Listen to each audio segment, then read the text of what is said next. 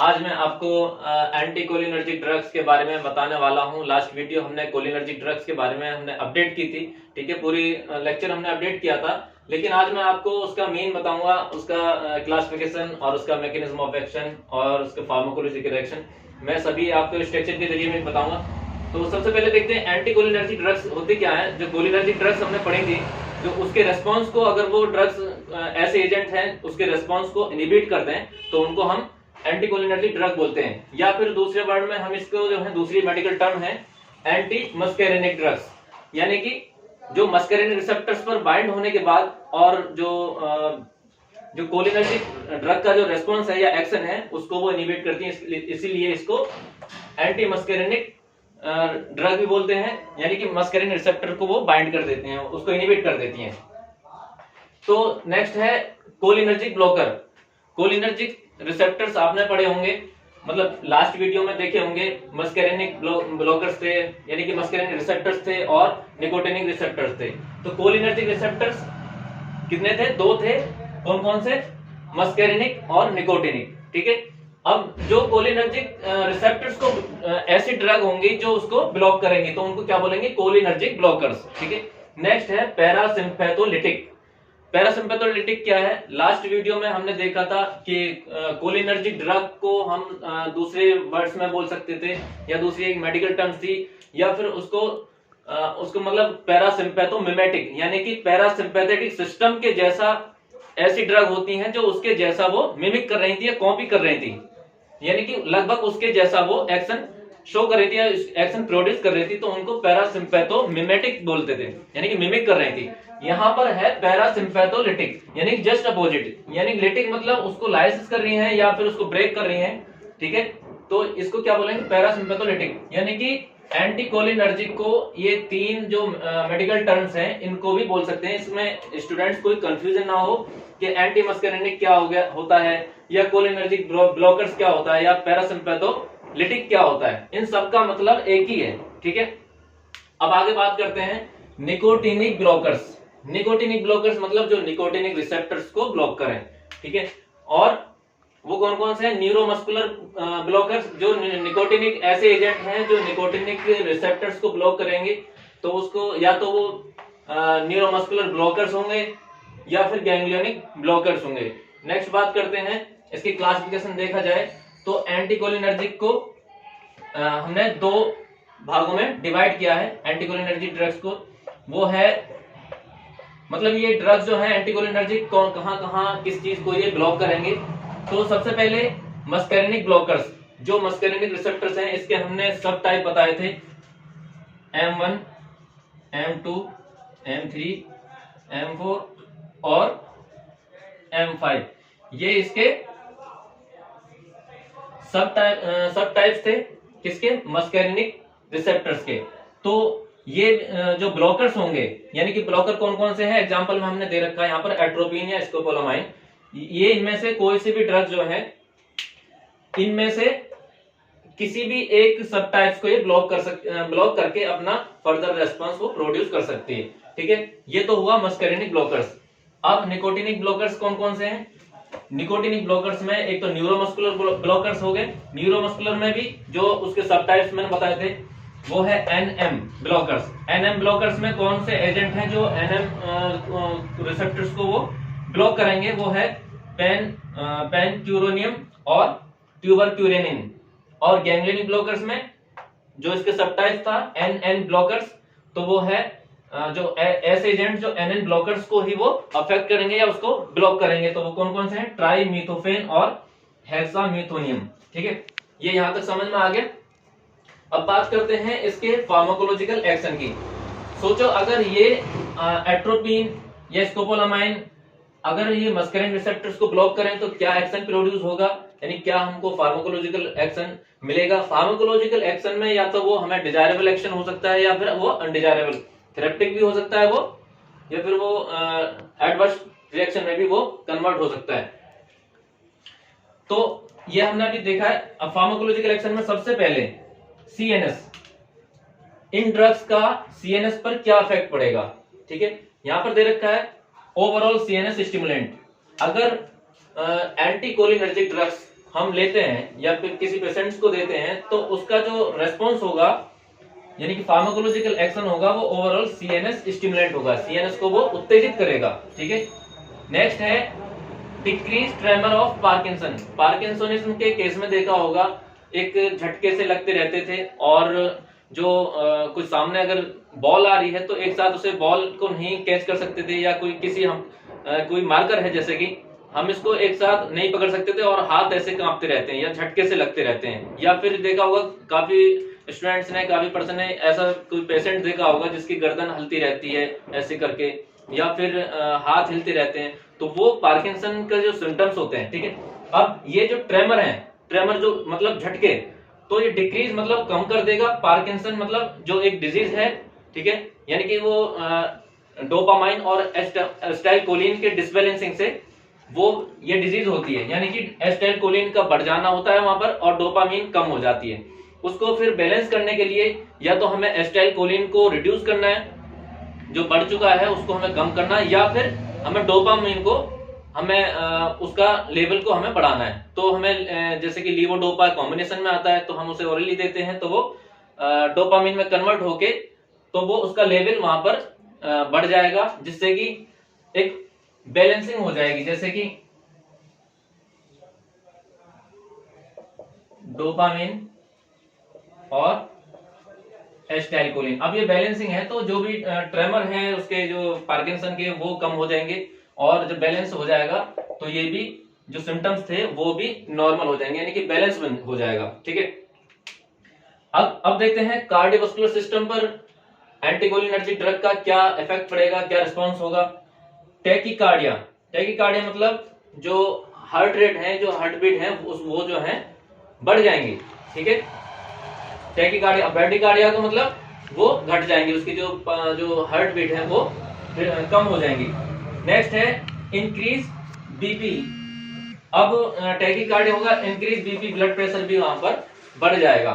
ठीक है, at high doses, अगर हम इसी का जो इन्हीं ड्रग का हम हाई डोजेस लेते हैं, हाई डोज मतलब कि एट्रोपिन या स्कोपोलामाइन को हम ज्यादा अमाउंट में लेते हैं तो डिक्रीज ब्लड प्रेशर वो कम हो जाएगा, यानी कि हाइपोटेंशन हो जाएगा। नेक्स्ट है थर्ड पॉइंट आई।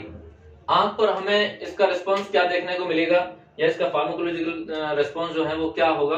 तो माइड्रेसिस, जो डायलेट ऑफ प्यूपिल, मतलब प्यूपिल का ये डायलेट हो जाएगा। जैसे कि आपने देखा होगा हमारी जो प्यूपिल है वो जैसे लाइट पड़ती है, ज्यादा तेज लाइट होती है तो वो कॉन्स्ट्रिक्ट हो जाती है। ठीक है, और सिकुड़ जाती हैं या फिर वो कॉन्ट्रैक्ट हो जाती हैं, या अगर लाइट कम होती है या फिर अंधेरा होता है तो हमारी प्यूपिल है वो डायलेट हो जाती है, यानी कि ज्यादा से ज्यादा अमाउंट में हम देख सकें जो।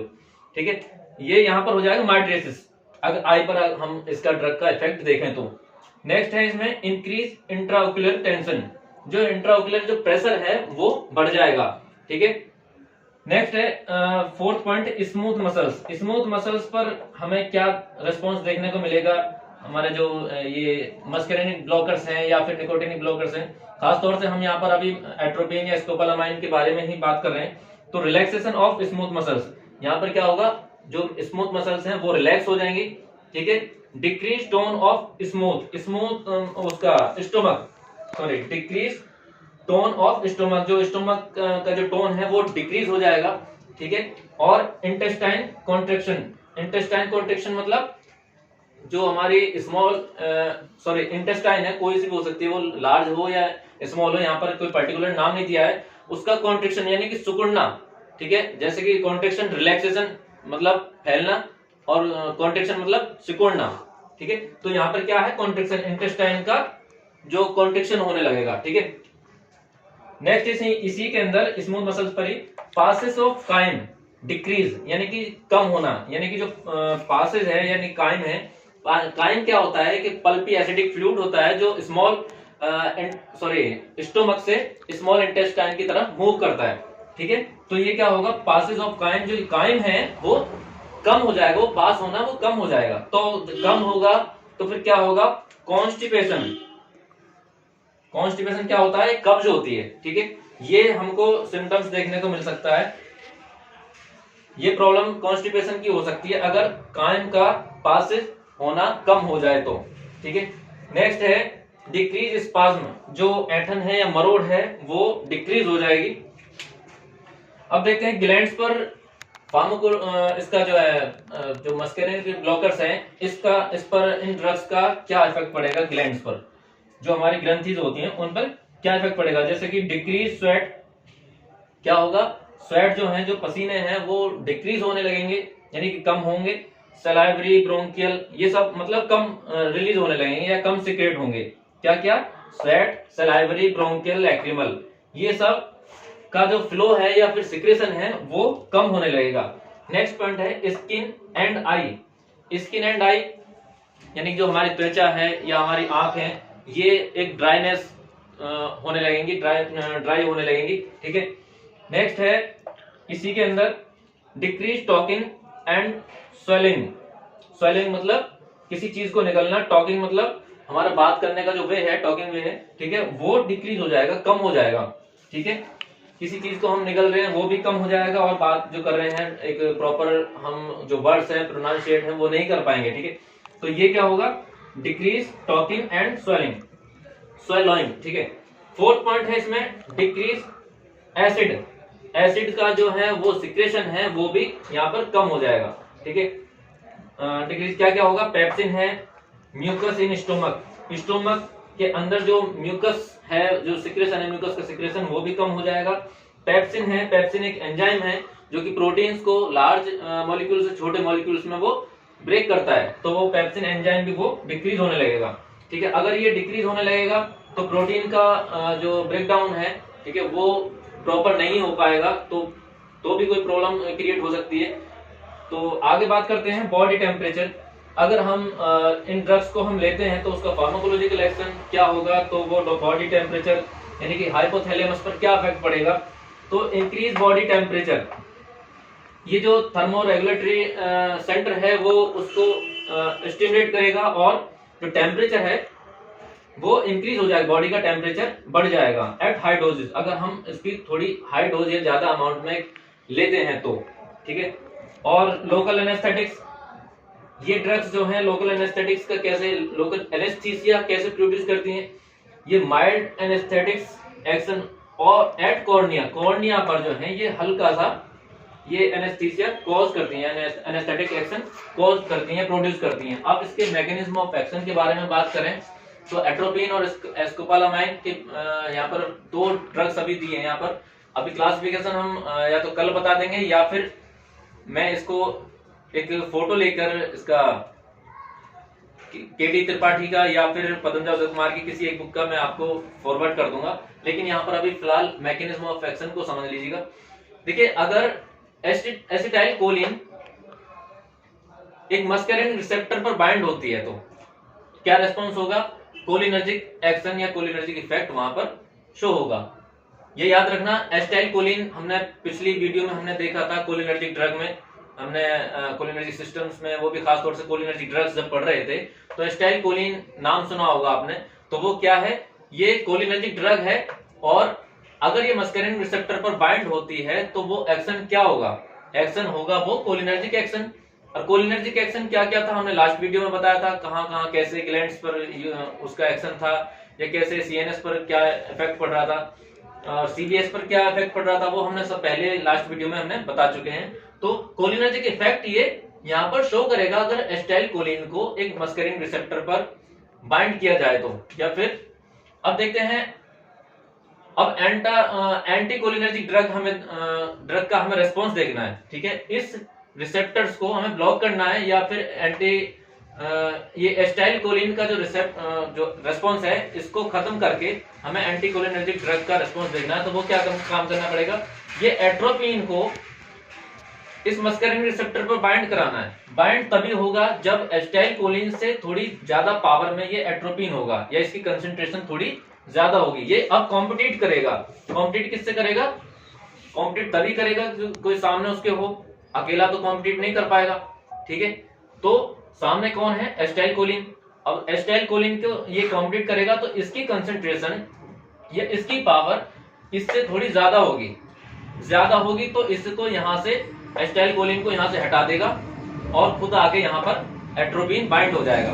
ठीक है, अब बाइंड हो जाएगा, जो हमारा कोलिनर्जिक एक्शन जो देखने को मिल रहा था, अब वो यहाँ पर एंटी कोलिनर्जिक एक्शन देखने को मिलेगा। अब एंटी कोलिनर्जिक एक्शन कौन कौन से हैं वो यहाँ पर आप देख सकते हैं, जो फार्माकोलॉजिकल एक्शन है। ठीक है, नेक्स्ट है, अगर हमें दोबारा उसका रेस्पॉन्स देखना है, दोबारा हमें एसिटाइलकोलिन का रेस्पॉन्स देखना है, तो क्या करना होगा कि एसिटाइलकोलिन की जो कंसंट्रेशन है या उसकी जो पावर है उसको थोड़ा इंक्रीज करना है, यानी कि बढ़ा देना है।